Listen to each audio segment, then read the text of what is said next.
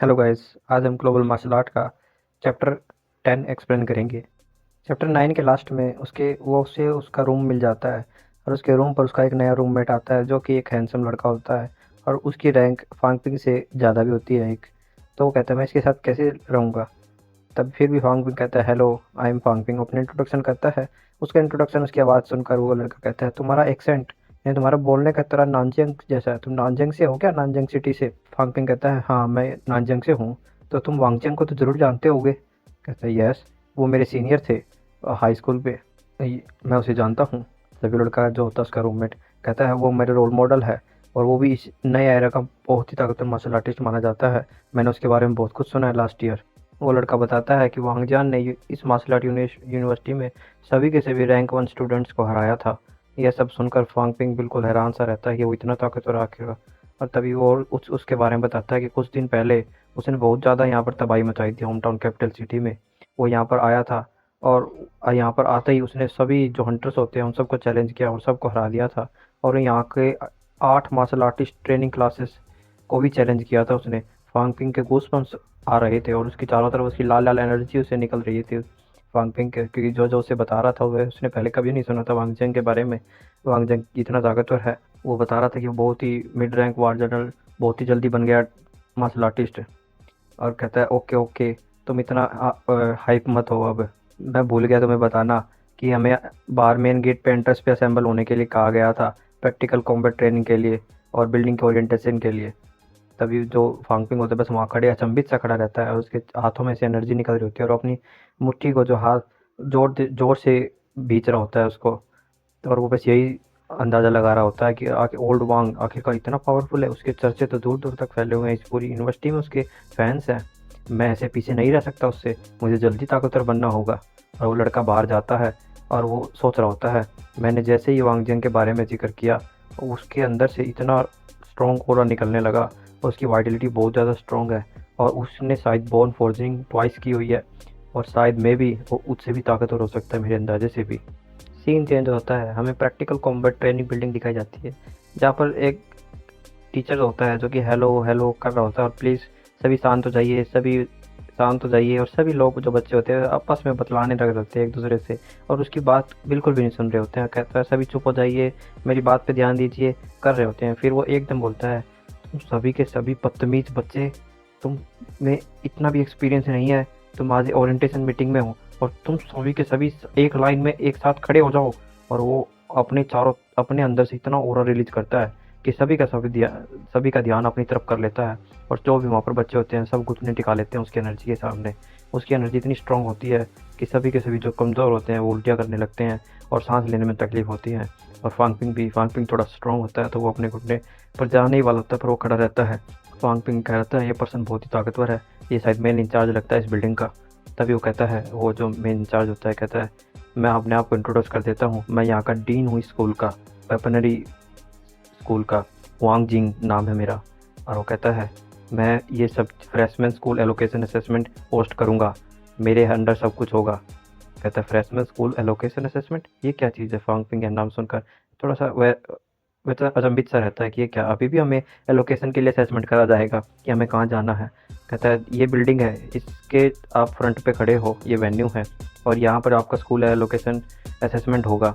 इसमें 4 फ्लोर होंगे।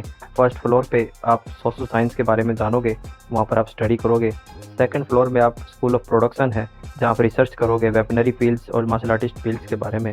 Third floor school of tactic and strategy, जहाँ आप charge of crafting and military tactics इनके बारे में रहेंगे कि स्ट्रेटेजी कैसे बनानी है किसी वार की। और आपका जो लास्ट एंड फोर्थ फ्लोर होगा वो होगा स्कूल ऑफ वेपनरी, जहाँ पर आपको प्रैक्टिकल बैटल सिखाया जाएगा, जहाँ आपको बैटलिंग टेक्निक, लड़ने की तकनीकें सिखाई जाएंगी। और ये मैं आपको बता देता हूँ बिल्डिंग से 1 मिनट 5, आप बिल्डिंग में 5 मिनट में एंटर होने वाले हो, उससे पहले मैं बता देता हूँ। Move to the floor of the school that you want to get into, आप उस फ्लोर पर तक पहुँचिए जिस फ्लोर पर आप रहना चाहते हो, जिस स्कूल में आप रहना और एडमिशन लेना चाहते हैं, जिस तरह की फील्ड में। The floor will be sealed off an hour later, 1 घंटे बाद सारे फ्लोर को सील कर दिया जाएगा। You will be belong to whichever school is the floor on remain on, जिस भी फ्लोर पे आप होगे आप उसी स्कूल में जाने वाले हो, उसका वो कोई नहीं चेंज कर सकता। तभी सभी लोग कह रहे थे तो बहुत ही ईजी है ये तो, इससे तो हम आसानी से चुन सकते हैं हम अपना स्कूल अपनी मनपसंद का। इसमें क्या कोई किक है क्या इसमें? तभी वो जो डीन होता है वो हंसने लगता है। मैं एक जानकारी और आपको दे देता हूँ इससे पहले, सिर्फ 400 पीपल ही एक फ्लोर पर रह सकते हैं, उससे ज़्यादा नहीं। आपको डिसाइड करना है। अगर 400 पीपल पर्सन से ज़्यादा हो जाएंगे तो हम हर एक स्टूडेंट के 30 एकेडमिक पॉइंट्स को डिडक्ट कर दिया जाएगा, जो कहता है। और मैं एक चीज़ और बता देता हूँ, आपको 50 पॉइंट्स एकेडमिक पॉइंट्स चाहिए एक फ्रेशमैन को इस यूनिवर्सिटी में रहने के लिए, तो आप देख लेना। और इसमें इसका मतलब ये नहीं कि आप इक्वल 30,000 यूएन, एक पॉइंट होगा जो एकेडमिक पॉइंट, वो 30,000 युआन के मुकाबले होगा। अगर आपको एकेडमिक पॉइंट चाहिए तो आपको 30,000 30,000 रुपये देने पड़ेंगे। तो 3 academic points can be use to trade for an ordinary vitality pill. 3 academic point से आप एक वाइटलिटी पिल यानी खरीद सकते हैं आपकी। और कहते हैं ये तो बहुत ज़्यादा, ये तो बहुत ही क्रूल है। इस ऐसे आप हमारी डिडक्ट नहीं कर सकते पॉइंट, 50 पॉइंट और 30 पॉइंट आप इसमें यहाँ पर ऐसे नहीं हो सकता ये ऑर्डिनरी। और 30 पॉइंट हम ऑर्डिनरी पीपल वाइटलिटी पिल्स के लिए देंगे, ऐसे नहीं हो सकता। ये सब बच्चे चिल्लाने लगते हैं उसके ऊपर। और फिर डीन कहता है तुम्हें चिंता करने की ज़रूरत नहीं है, आप अगर यहाँ पर पॉइंट लूज़ करते हैं तो मैजिक यूनिवर्सिटी आपको चांसेस देंगे, मिशंस देंगे पॉइंट्स को अर्न करने के लिए। However this is the condition that you become martial artist by then. आपको जब तक मार्शल आर्टिस्ट बनना होगा तभी हम ये मिशंस आपको देंगे।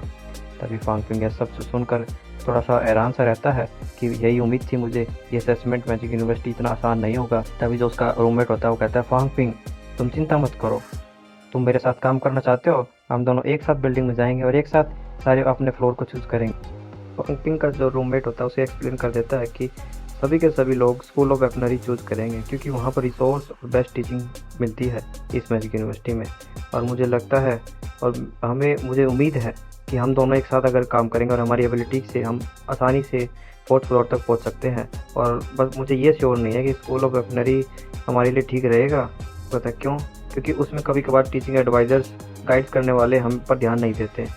तो कहता है भांग में पूछता है ऐसा क्यों? वो कहता है कि हर साल मैजिक यूनिवर्सिटी टीचिंग एडवाइज़र इस असेसमेंट को देखते हैं ध्यान से और वे आइडेंटिफाई कर लेते हैं उस स्टूडेंट का जो उनका ध्यान अपनी ओर आकर्षित करते हैं।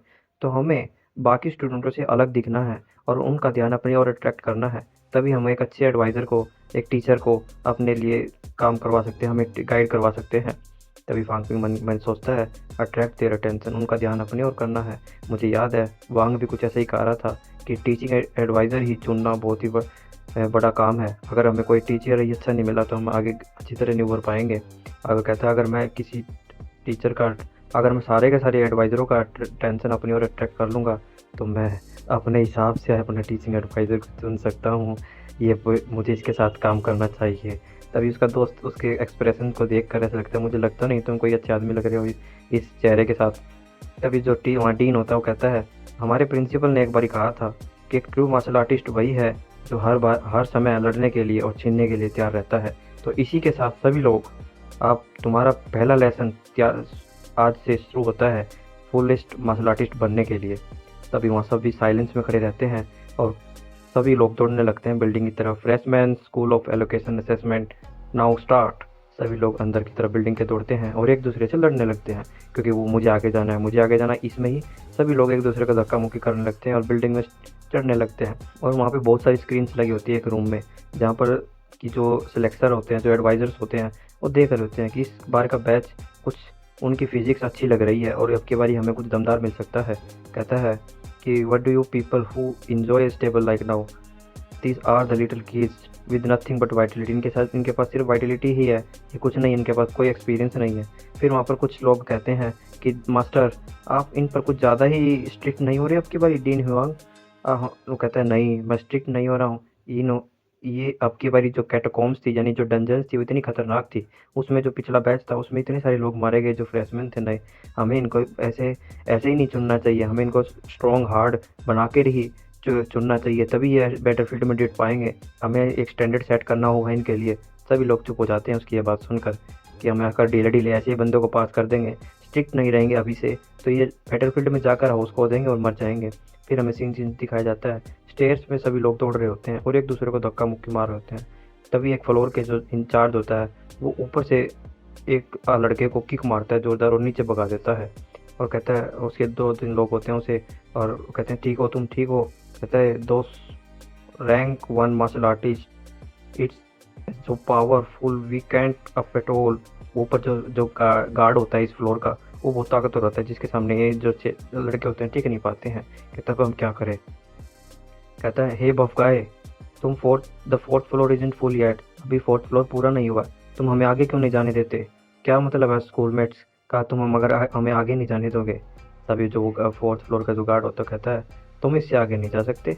ओनली 140 वाइटलिटी के ऊपर का जो मार्शल आर्टिस्ट होगा वही फोर्थ फ्लोर पर एंट्री लेने के लिए अलाउड है। तुम अगर ताकतवर हो तो मुझे हरा सकते हो। कहते, this guy vitality is much higher than ours, इसकी तो हमसे बहुत ज़्यादा ताकतवर है, हम इसे कैसे हरा पाएंगे? तभी वहाँ फांग पिंग आता है बहुत तेज़ दौड़ते दौड़ते सीढ़ियों में से, और आते ही जो फोर्थ फ्लोर का जो गार्ड होता है उसको जोरदार किक मारता है चेहरे पर, और उसे दूर जाकर पड़ता है, और वो एक ही किक में बेहोश हो जाता है। क्या ये तो बेहोश हो गया इतनी जल्दी? क्या फोर्थ फ्लोर का बफ मास्टर इतना ही स्ट्रांग था? तभी सारे जो बच्चे होते हैं वो उसे देखकर वो रहते हैं कि अरे ये लड़का तो बहुत ताकतवर है। फांग पिंग का जो रूममेट होता है उसे कहता है, तुमने तो उन सबका ध्यान अपनी ओर ले ही लिया है कि एक ही हमले में। तभी फांग पिंग कहता है, मेरे यहाँ आने से पहले नानजिंग यूनिवर्सिटी मुझे थाउजेंड्स डॉलर्स वादा किया था अगर मैं उनकी यूनिवर्सिटी में एडमिशन लूँ, तो मैंने उनका ऑफ़र ऐसे रिजेक्ट कर दिया क्योंकि मैंने सुना था कि मेजर मार्शल आर्ट यूनिवर्सिटी में बहुत ही ताकतवर जीनियसेस मिलेंगे बहुत ही, और पर मुझे यहाँ आकर पता चला कि यहाँ पर सभी के सभी इतने कमज़ोर होंगे और सारे स्टूडेंट इतने वीक निकलेंगे। मैजिक यूनिवर्सिटी, आपको ये हक नहीं है आपको फेमस स्कूल नाम कहलाने का। कैमरे की तरफ लगाते हुए फांग पिंग सभी को कह रहा होता है जो कैमरे में देख रहे होते हैं उधर दूसरी तरफ। वहाँ के सारे टीचर यह सुनकर चौंक जाते हैं उसकी ये बातें कि आखिरकार ये कौन है लड़का। तभी वहाँ पे जो डीन होता है वो माइक में बोलता है, एवरीवन ध्यान से सुनो, अगर तुमने इस आदमी इस कमंडी लड़के को हराया तो हम तुम्हें 50 पॉइंट्स एकेडमिक देंगे रिवॉर्ड में। तभी सारे के सारे जो वहाँ लड़के होते हैं स्टूडेंट्स, उनके अंदर से एक मर्डरस ओरा यानी डेंजरस ओरा निकलने लगता है एक मारने के लिए, और फांग पिंग पर हमला करने के लिए आते हैं। फांग पिंग कहता है, मैं तो सिर्फ इनका टेंशन ही अपनी तरफ करना चाहता था टीचिंग एडवाइज़र का, पर मैं तो खतरे में पड़ गया अब। और ये चैप्टर 10 यहीं पर ख़त्म होता है। चैप्टर 10 की एक्सप्लेनेशन आपको अच्छी लगी हो तो लाइक करना, शेयर करना, सब्सक्राइब करना। Thanks for watching. अगर आपको नेक्स्ट चैप्टर चाहिए तो आप कमेंट में लिखिए नेक्स्ट।